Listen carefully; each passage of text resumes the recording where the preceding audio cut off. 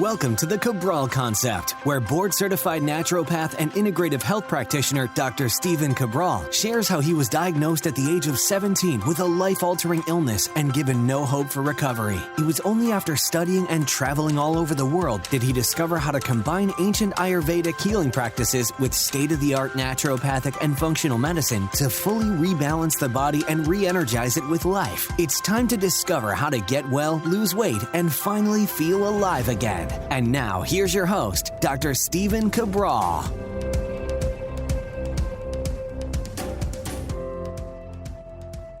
Welcome back, everyone. We're here today with our Total Wellness Tuesday episode 2286. If you want to check out the 3 main takeaways that I give every single day on the podcast, as well as any scientific-based notations and research, I'll leave that over today at stephencabral.com/2286. But today we're going to be talking about how just 10 minutes of NSDR is helping people to rejuvenate.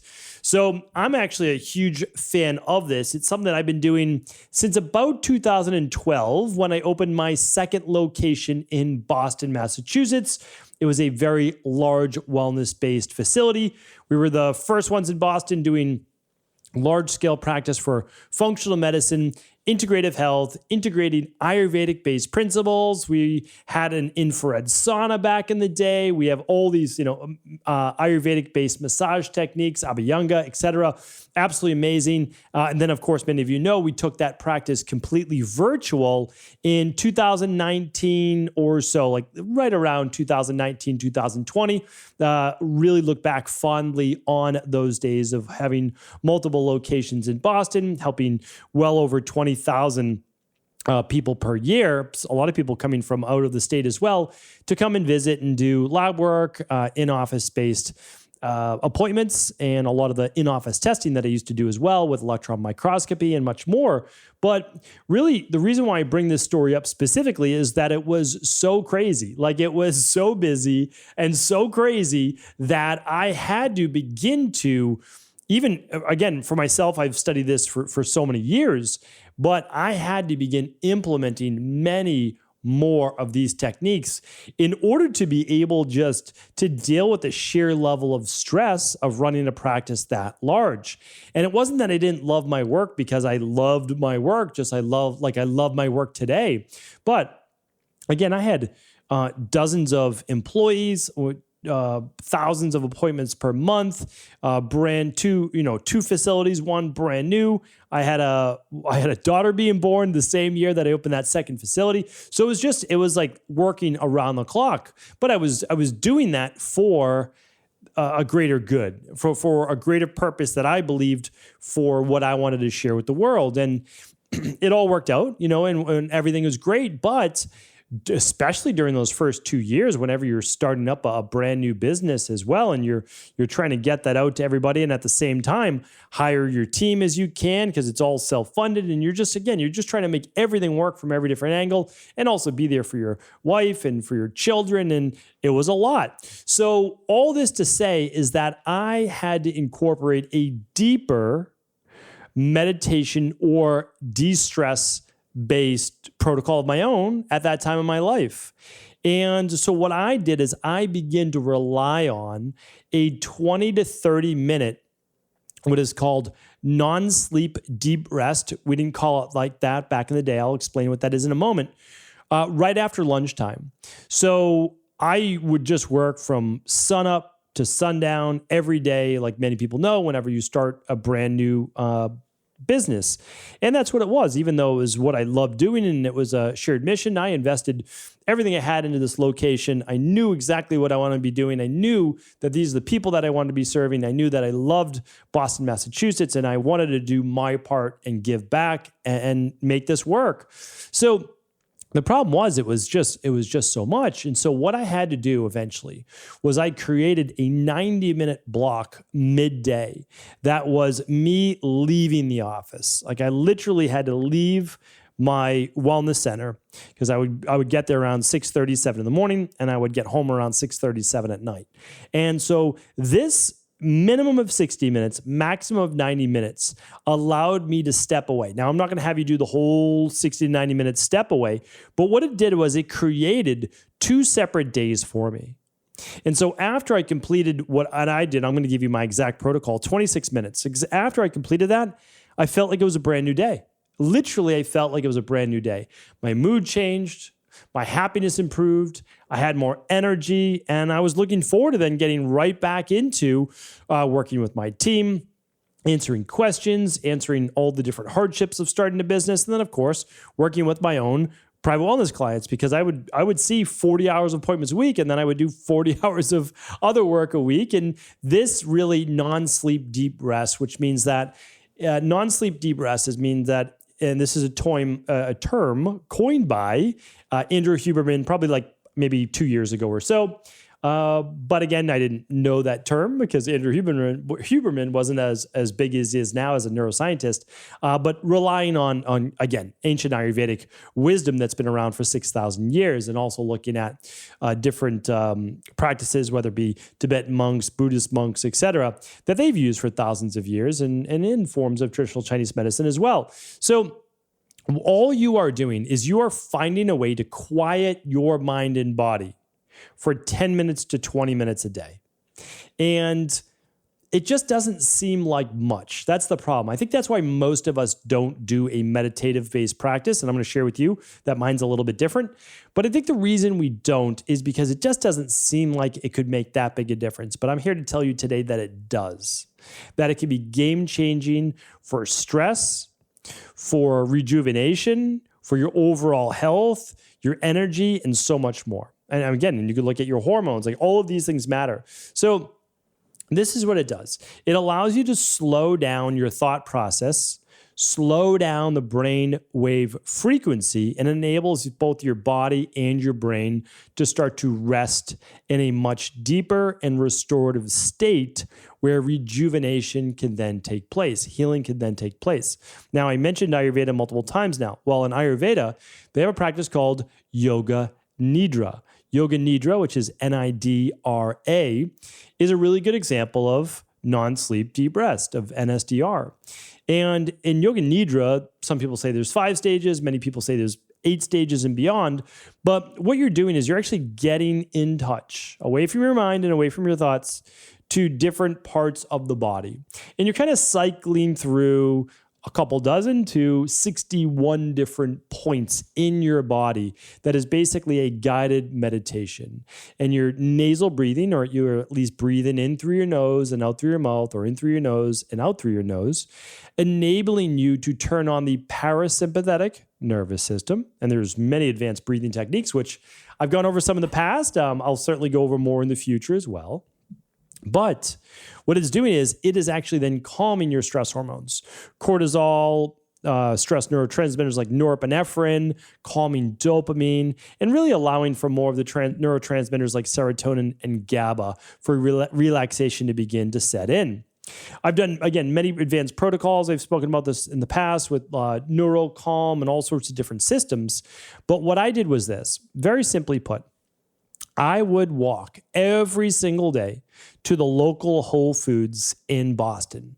So my nutrition and exercise personal training center was in the South End.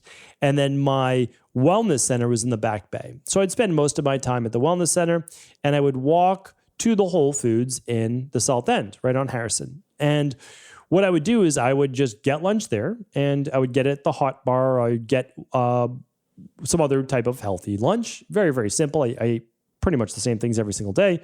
And then I would eat it there. Okay, so I just took my mind out of it. It would probably take 10 minutes to walk there. And then I would eat, and maybe that whole thing would take 15 minutes, and then I would walk back. Okay, another 10 minutes or so. So that's like 35 minutes, 40 minutes out of my routine. And again, what would I do? Well, on that walk, which is part of my NSDR, I would have to turn off the outside world because there was always more emails. There were always more phone calls. There was always more of everything. So during this time, I said, this is the way that I'm going to, be able to work the hours that I'm working and enjoy my life as well. So I would put on binaural beats. And many people have heard me talk about this before, but binaural beats was simply a way for me to calm brain wave frequency and slow the thought process. And then I would just go back to my breath. Excuse me. So I'd focus on nasal-based breathing, and my walk was very calming. When I was in Whole Foods, sure, there was hundreds of people, but I went about my business. I simply got my lunch, I sat down in a relaxed manner, and I would continue to listen to binaural beats, or I would put on something enjoyable for a YouTube video or a podcast that I enjoyed. And I did that every single day, Monday through Friday. I would walk back, and then this is where I would do my specific NSDR. So I would set my timer on my phone for exactly 26 minutes. And then I would put on a meditation, or I would simply put on my binaural beats. And then what I would do is, because the most important part of this is essentially turning off the brain, right? Turning off all the thoughts. I always found that if I had the ability to open my eyes, if they had the ability to hear anything, then that would distract me. So if I'm in my office, there's a million things going on, but I can close the shades of my glass door in my office, and I put on my binaural beats or my meditation, and I put on an eye mask. And I've given recommendations for my eye masks. All these recommendations, by the way, are at stevencabral.com/resources. And I would put on an eye mask that was one of those comfortable eye masks. I still have one to this day. I would put on binaural beats, and then I would lay on a PEMF mat. Now, back in 2012, I didn't have a PEMF mat. I had a acupressure mat, and I think I have one of those linked up as well. But then, not too many years later, I also got a PEMF mat. So now I'm doing heat for relaxation for the body from the PEMF mat or the acupressure mat, which is kind of like overall sensation for your entire back. And I would just rest and relax. I set it for 26 minutes. Why? Because it would take me 5 or 6 minutes just to like breathe through my nose and relax enough to calm down to then be able to get in that 20-minute nap. And that's all it is. Like, it wouldn't really necessarily fall into a deep sleep or anything like that, but be completely relaxed. And then when a gentle timer went off, I would very slowly move my way out of it. And so that whole thing, again, is 26 minutes.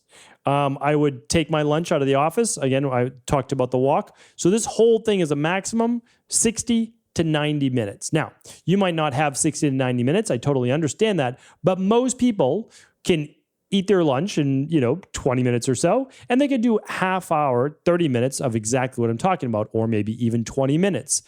And I'm telling you right now, between my getting out of the office, getting a little, well, I can't say it's fresh air in Boston, but it's city air, but getting some natural sunlight, by changing my environment, by putting on binaural beats, by laying on an PEMF mat or a acupressure mat, and by putting on that eye mask, I'm getting sensory deprivation from audio, from outside voices in the world.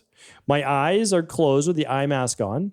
I'm getting a relaxation sensory, meaning like you could do this in a float tank, of course. This is different. If you had to probably go, not too many people have their own float tank. Or you could be in a sauna and you're experiencing then that relaxation from the heat. Cold is not relaxing, but heat can be. And this enables you to really switch into a deeper, more inward state where the mind is less active. And if you do this, again, I recommend midday, but you can do this any time of the day. You could start your day this way if you want. It begins to enable you to handle more. And so what I found was that I would absolutely have burned out during those years if I did not find a way to create more resiliency, because the work didn't change. I changed. I was better able to handle the sheer stress of running a wellness-based practice, 40 hours per week, plus 40 hours of managing 2 locations and teams and all that. And then again, I got better during the years at being able to better delegate and hire great managers for the locations. And a lot of things were automated. There's no doubt about it. But, in the beginning, sometimes there is just work. Like you just have to do the work. And sometimes the work is more than other times. And so what I've realized is that you can't work more than you can work because you have to be able to recover. You don't want to burn out because then you're not good for anybody else. So maybe, and again, I haven't been at that scale to where I was back then, and my life doesn't have that level of stress anymore, but sometimes we have it. So what I'm saying is maybe you don't even do this for your entire life, but maybe there are points in your life where stress is very high. And if stress is very high, maybe you could carve out 10 minutes. Maybe you carve out 20 minutes to put on an eye mask, to put on some binaural beats or a meditation or a yoga nidra meditation. And you can begin just to breathe through your nose and out through your mouth. Maybe you can lie on a PMF mat, or maybe you can just, again, put a nice comfortable towel on the ground so that you are in a relaxed state, as relaxed as humanly possible. And you can take 20 minutes out of your day in order to be able to then have the best second half of your day possible. Sometimes it's nice. A lot of people that I work with in my practice, they might go to pick up their kids around 2 o'clock or 2:30 or so. Well, they may do this directly after lunch or maybe around 1:30, where they do it for 20 minutes. They center themselves for now their next part of the day, which is not their time anymore, but rather their family's time. And if they take this time to simply step back, to quiet this mind for all of the different things that we have to accomplish in this life, well, they're feeling that much better. So not only do they benefit, because again, it seems selfish that you take 20 minutes to yourself, but honestly, here's the thing. For myself and many people that I've taught this to, that if you take a little time for yourself and you can calm your own mind, you can bring back a little bit of the energy from the outside world into you, you're going to be better for everybody else. There's just no doubt about it. So hopefully today's show was helpful. I really believe that this can transform many people's lives. And if I can help answer any additional questions on this topic, I'd be happy to. All of my recommended resources are at stephencabral.com/resources, all the amazing companies that I believe in. And of course, if you want free meditations and you want free binaural beats, you can check out our brand new app over at Equalife. And that's simply by going to equi.life, EQUI.life/app, and you can check out those free meditations and free binaural beats as well. Take care, everyone. Have an amazing rest of the day. Did you know that the body really only becomes sick or imbalanced in only 2 ways? Over time, you become deficient in vital nutrients, and you also accumulate toxins internally and from the environment.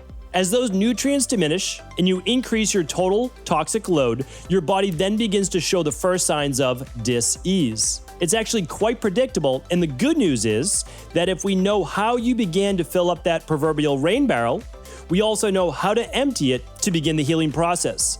I was fortunate enough to learn this ancient healing process from my mentor after suffering from debilitating diseases for close to a decade.